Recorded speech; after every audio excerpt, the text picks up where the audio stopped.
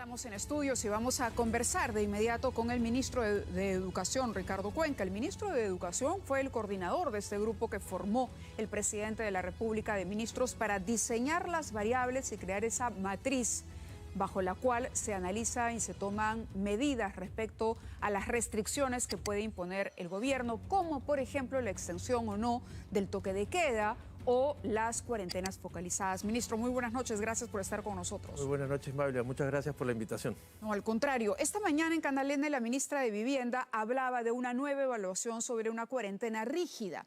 Por el contrario, hasta hace algunos días esta era una posibilidad que la mayoría de los representantes del gobierno descartaban. ¿Se evalúa, no se evalúa? ¿Cuál es exactamente la situación de la posibilidad, si está abierta la posibilidad de una cuarentena rígida? Siempre está abierta la posibilidad y tiene que ver con cómo evolucionan los indicadores sanitarios, ¿no? Y epidemiológicos. Entonces, lo que hace es, los domingos son un día muy importante porque se consolida la información de la semana y entonces mañana temprano tendremos un panorama completo. A partir de eso se va haciendo el análisis y la toma de decisiones. Lo bueno es que se tiene una especie de gran matriz con este semáforo por regiones. El que establece si la situación es de riesgo alto, muy alto. Moderado o extremo, que es el que no hemos prendido, que digamos es si todos los indicadores se ponen muy complicados, ¿no? Por una razón bien interesante, y es que la pandemia es un problema social, no solo sanitario. Es por supuesto epidemiológico, pero también es económico, social, cultural. Y entonces el esfuerzo por tratar de tomar las mejores decisiones que mantengan un equilibrio entre todo esto es lo que nos lleva a imaginarnos una situación en la que tenemos que estar con mucha flexibilidad para ver cómo se toman las decisiones, ¿no? Pero es cierto que la ministra de Salud recomendó mayores restricciones.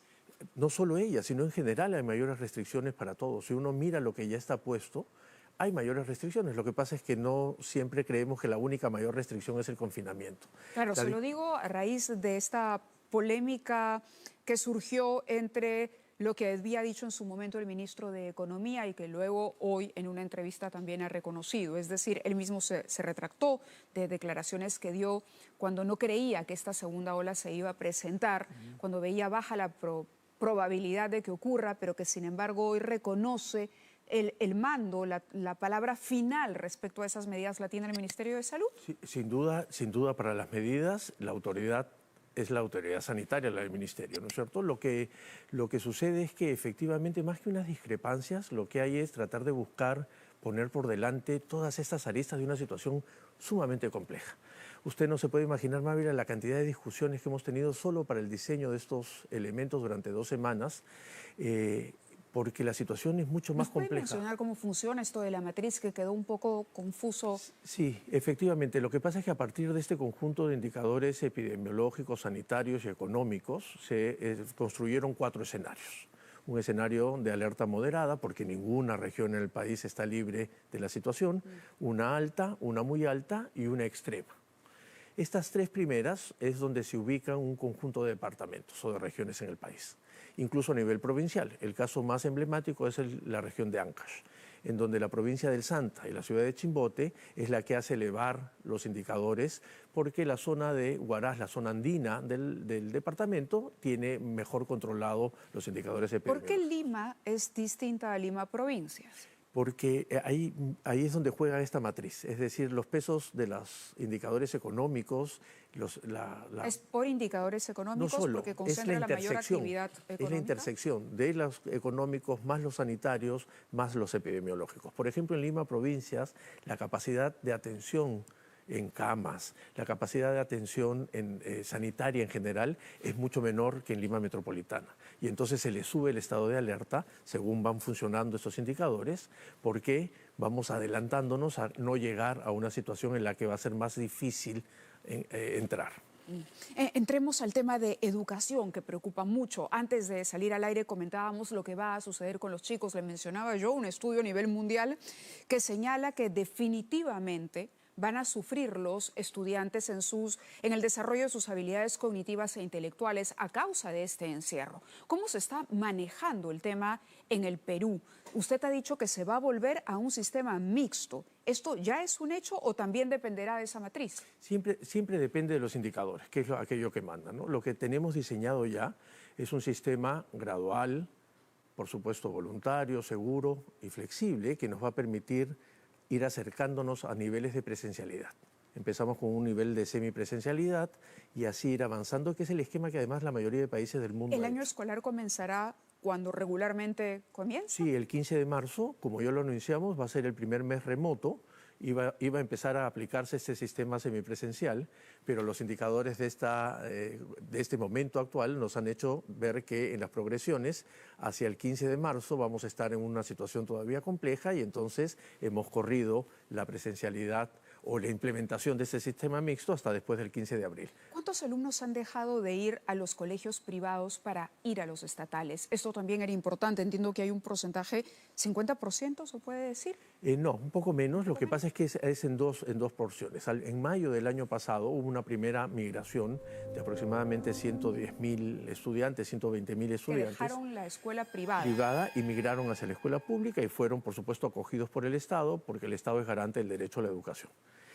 Hacia el final del año esta migración todavía concluyó. Estamos viendo qué pasa con la matrícula este año, que se cierra para tener el número exacto. Las proyecciones son que va a crecer porque la situación económica de las familias, por supuesto, se ha visto afectada el año pasado. Y de los colegios también, colegios privados que han quebrado, por ejemplo. ¿Existe esa información? Sí, por supuesto. Además, porque una cosa que a veces no comprendemos bien es que en la oferta privada casi el 70% de escuelas son escuelas de bajo costo, poco más. Uno siempre tiene la idea de que la escuela privada es esa escuela más bien muy completa y muy grande de las grandes ciudades, pero la gran mayoría son estas escuelas muy pequeñitas, que han sido muy, muy vulnerables a esta situación. Y por lo tanto, efectivamente, no van a poder avanzar muchas de ellas, como ya pasó el año pasado. O no pueden adaptarse a la virtualidad. A la virtualidad. A eso. Requiere una inversión que no están en la capacidad de hacer. Exactamente. Ahora, en medio de esta polémica también se habló de los colegios de alto rendimiento y preocupó mucho que se dijera no habrá admisión para estos colegios que rescatan lo mejor realmente del talento de los estudiantes, de la capacidad de los estudiantes peruanos. ¿Cuál es la situación exactamente? A ver, sobre los colegios de alto rendimiento hay una polémica que tiene una discusión en dos niveles. Una muy coyuntural que tiene que ver efectivamente con este tema de la admisión o no para el año 2021, pero el otro tema es consecuencia de la primera y es sobre la pertinencia o no de este modelo. Regresando al primer punto, efectivamente en el diseño general para el año 2021 no estaba previsto un inicio. ¿El diseño de quién? Admisión. ¿Del Ministerio? Del Ministerio de Educación. ¿Cuando usted asumió? Cuando yo asumí. ¿Por qué? Porque la entrada a los colegios de alto rendimiento se hace hacia finales de octubre, principios de noviembre. Esto no sucedió. La situación es que efectivamente, cuando se aprueba el presupuesto, que ya sabemos todo el procedimiento que tiene, llega el mes de enero y en ese momento hay que tomar un conjunto de decisiones sobre la base del presupuesto. Entonces, la primera opción fue efectivamente no vamos a tener admisión en el 2021 porque los colegios de alto rendimiento, así como usted me acaba de decir, la importancia de la presencialidad y de volver, en los colegios de alto rendimiento el corazón del modelo es la presencialidad. Cuando uno mira los testimonios de los egresados que han estado en las redes circulando, muchos de ellos dicen que el colegio ha sido bueno no solo porque le han enseñado cosas, sino porque han compartido con sus estudiantes. El expresidente Ollanta Humala mencionó razones políticas para esta decisión.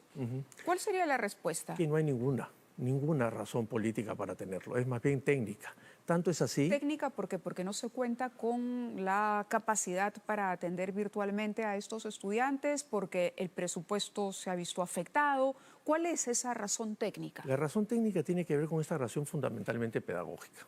La decisión que teníamos que tomar, luego que salió este anuncio y se generó esta polémica y este debate, el presidente Sagasti conversa conmigo y dice busquemos una salida técnica y eso hemos estado haciendo esta semana. Para estos son 7.000 el universo de estudiantes. No, para los 2.700 o 2.500 que ingresarían este año. 7.000 son los que actualmente están. 7.000 son los que están. Y esos tienen el presupuesto y tienen, digamos, eso sigue en su continuidad. Claro, pero no se incorporaría más. Exacto.